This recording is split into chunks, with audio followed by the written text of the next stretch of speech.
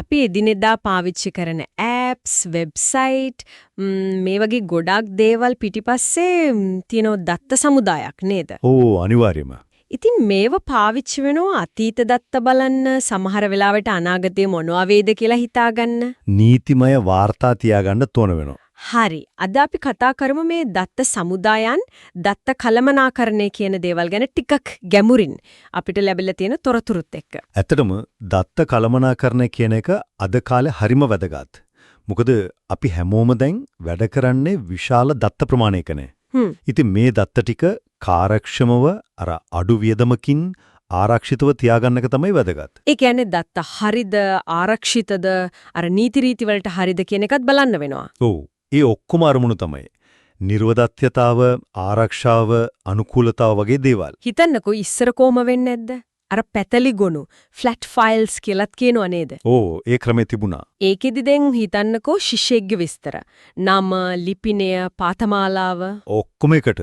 ඔව් ඔක්කොම එකම ෆයිල් එකක. ඉතින් හොයන දෙයක් හොයාගන්නත් අමාරුයි නේද? අමාරුයි. අනික අර එකම විස්තර තැන් කීපයක ලියවෙන්න පුළුවන්. අර දත්ත අතිරික්තතාවය කියන්නේ ඒකට නේද? හරියටම හරි. යාවත් කාලීනකරණ ඒකත් මහා ප්‍රශ්නයක් වෙන්නේ නැති. හරි. ඉතින් මේ ෆ්ලැට් ෆයිල්ස් එක්ක බලද්දී මේ ඉලෙක්ට්‍රොනික දත්ත සමුදායකේ තියෙන වාසිනම් ගොඩයි.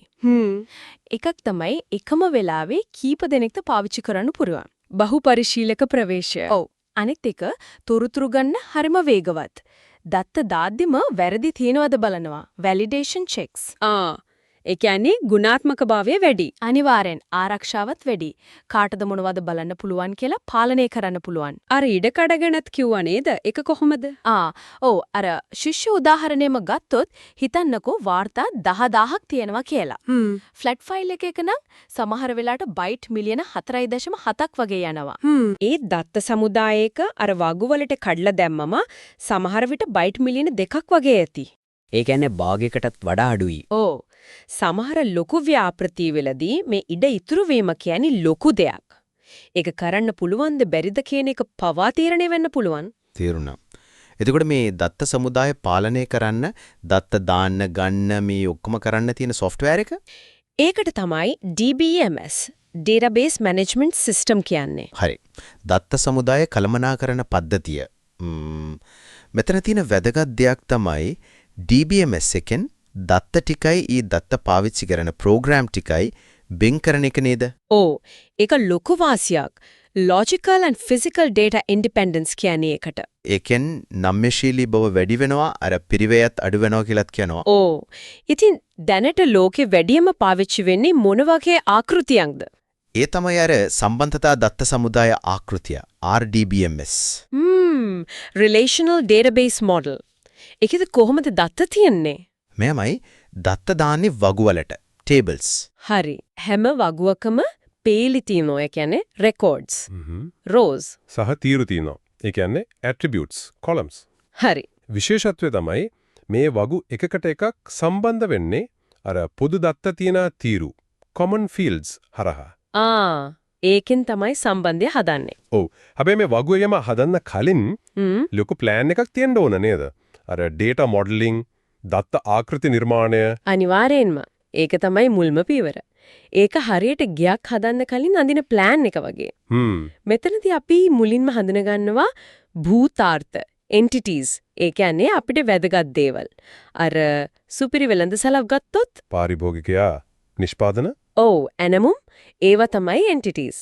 ඊළඟට ඒ හැම entity එකකම ගුණාංග attributes මොනවද කියලා බලනවා. ඒ කියන්නේ පාරිභෝගිකයාගේ නම, ලිපිනය වගේ දේවල්. හරියටම හරි.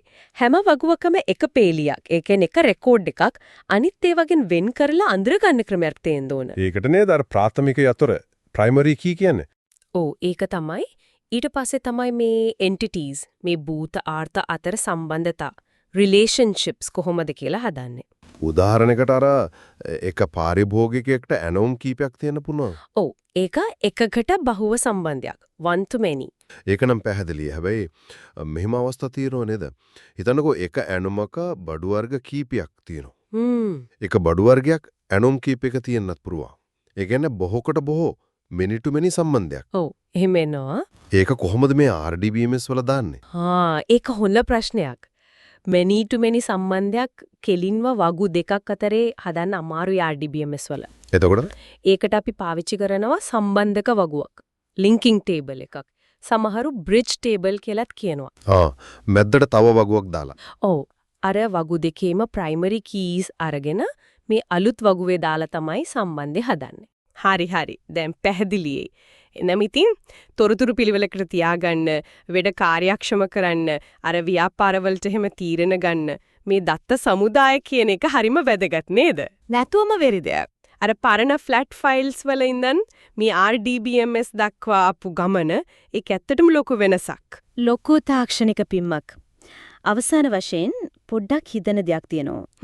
මේ විදිහට දත්ත සමුදායක් ඇතුලේ දත්ත ව්‍යුහගත වෙලා දින විදිහ අර වගු සම්බන්ධතා ඒක තේරුම් ගත්තම අපිට එදිනෙදා හම්බ වෙන තොරතුරු දිහා බලද්දී එහෙම නැත්නම් ව්‍යාපාරයක දත්ත විශ්ලේෂණය කරද්දී ඒ තොරතුරු පිටිපස්සේ තියෙන තාර්කික බව තේරුම් ගන්න තව ටිකක් ගැඹුරින් බලන්න ඒ තුලින් වඩාත් හොඳ දැනුවත් තීරණ ගන්න ඒ දැනුම කොයිතරම් දුරට උදව්වක් වෙයිද